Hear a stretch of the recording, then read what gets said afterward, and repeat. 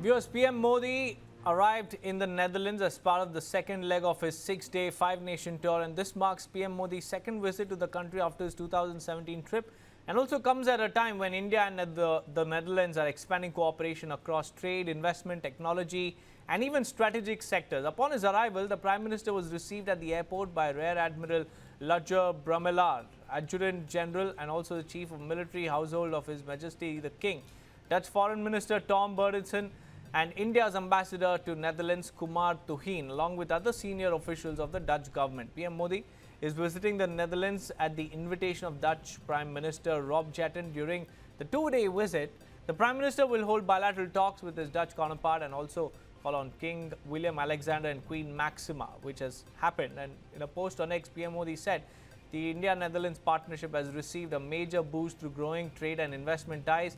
He said there is immense scope to deepen cooperation in areas such as semiconductors, water management, clean energy, agriculture, healthcare, and even advanced technology. He also said that he looks forward to interacting with the Indian community during a community event and also meet Dutch business leaders during the visit. Let's listen in to PM Modi. हमारा भारत भी बहुत बड़े सपने देख रहा है। आज देश कह रहा है हमें सिर्फ ट्रांसफॉर्मेशन नहीं चाहिए, हमें बेस्ट चाहिए। क्या चाहिए?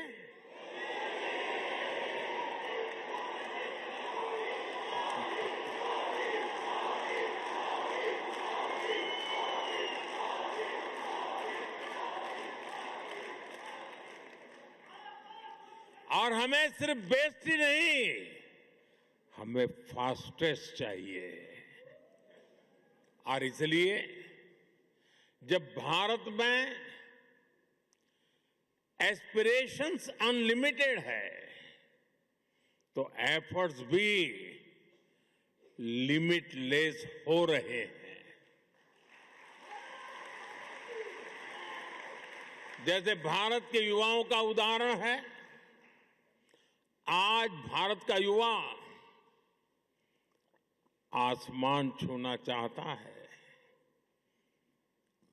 वो स्टार्टअप शुरू करना चाहता है, वो क्वालिटी प्रोडक्ट्स बनाना चाहता है, वो ड्रोन मैन्युफैक्चरिंग करना चाहता है, वो एआई और सेमीकंडक्टर की दुनिया में भारत को आगे ले जाना चाहता है।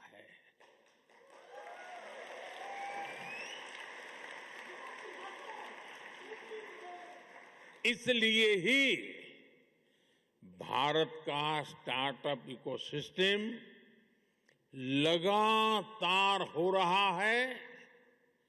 अब हम दुनिया के तीसरे सबसे बड़े स्टार्टअप इकोसिस्टम वाले देश हैं। Now, viewers, referring to the impact of the COVID-19 pandemic, ongoing wars and the energy crisis linked to tensions in West Asia, PM Modi said the world is entering a period of growing uncertainty and instability. He also warned that if the current situation is not addressed rapidly, achievements made over several decades could be lost and a large section of global population could be pushed into poverty. जब सफल होता है तो पूरी मानवता को उसका फायदा होता है, लेकिन आज मानवता के सामने अनेक बड़ी चुनौतियां भी है। आज की दुनिया किस तरह नई नई चुनौतियों से जूझ रही है। पहले कोरोना आया, फिर युद्ध होने शुरू हो गए और अब आज की एनर्जी क्राइसिस है। ये दशक दुनिया के लिए आपदाओं का दशक बन रहा है। हम सभी देख रहे हैं, अगर ये स्थितियां तेजी से नहीं बदली गई तो बीते अनेक दशकों की उपलब्धियों पर पानी फिर जाएगा। दुनिया की बहुत बड़ी आबादी फिर से गरीबी के दलदल में चली जाएगी। साथियों, ऐसी वैश्विक परिस्थितियों में आज दुनिया रेजिलिएंट सप्लाई चेन की बात कर रही है और तब भारत और नीदरलैंड मिलकर एक ट्रस्टेड, ट्रांसपेरेंट और फ्यूचर रेडी सप्लाई चेन बनाने में जुटे हैं। Viewers, to help us decode this visit, we have Baswati Mukherjee, former ambassador to Netherlands, and also Pathikrit Payne joining us live on this broadcast. Pathikrit Payne is a foreign affairs expert. A very good evening to you, ma'am. And Pathikrit Payne, firstly, I would like to ask you, Mr. Payne, how do you look at Netherlands as a strategic partner, as well as Prime Minister saying that India and Netherlands together should work on transparent supply chains, and how can both of them benefit with deeper connectivity? So first of all, again, good evening. My name is Pathikrit Payne. It's not Payne, and Ambassador Ma'am knows it well. So that's a simple correction I wanted. But anyways, see, look at there are 2-3 things I just wanted to mention. Number one, Prime Minister Modi has taken a conscious decision over the last 1 decade to diversify when it comes to visiting the European countries. If you see before that, not that other countries were not important, but European visits primarily were centered around probably France and Germany and probably UK. But what he has done is that he has not only given equal importance to Central European countries and but also to Eastern European countries. That's one. Secondly, see, what is being done right now is hedging. Because the world is completely in a flux right now, we do not know when again the war would erupt all over in a completely new dimension with tremendous potential challenges for the whole world. There's a war already going on between Ukraine and Russia, and the Iran-US war is only going to create matter even worse than what it was in phase one. So I think it's important for countries, for democracies to come together. Number 3 point is important, that in areas of new generation industries where India is taking a major lead, a major strides when it comes to green hydrogen, or you talk about semiconductors, Netherlands is a leader in this. Let me tell you the reason. There's only one company called ASML which makes the extreme ultraviolet lithographic machines which are used for chip fabrications in the semiconductor industry. And there's only one company which has that kind of capability, that is based in Netherlands. So for India, which has already approved 10 major semiconductor manufacturing facilities in India, if they have to take the next quantum leap in the whole realm of becoming a major hub for semiconductor manufacturing, improving relationship with Netherlands is going to be very, very important. Last but not the least, within the dimension of trade between Europe and India, Netherlands is one of the biggest partners. And as it is, if you look at European Union as an entity, among the major economies which are very well sustainable, are considered to be market leaders in many areas, apart from Germany and France, Netherlands does have a very prominent position. So I think overall, hedging, diversification, partnership for future industries, and to ensure that in areas of defense cooperation, in areas of energy challenges, like-minded countries come together, and that's why this visit, as it always have been, is critically important. Obviously, there are other aspects to it which Ambassador Ma'am will be in a better position to explain. But I think this is not just about business; it is about hedging the risk, because there is a complete level of there's no certainty as going to what's going to happen in the next 6 months, and it's important for Europe or India to come together and hedge their bets. Back to you. That's right, Mr. Payne, and it's a multipolar world.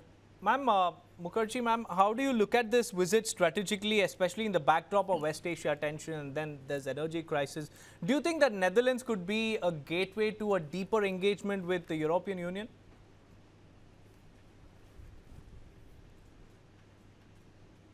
Ma'am, if you could unmute yourself.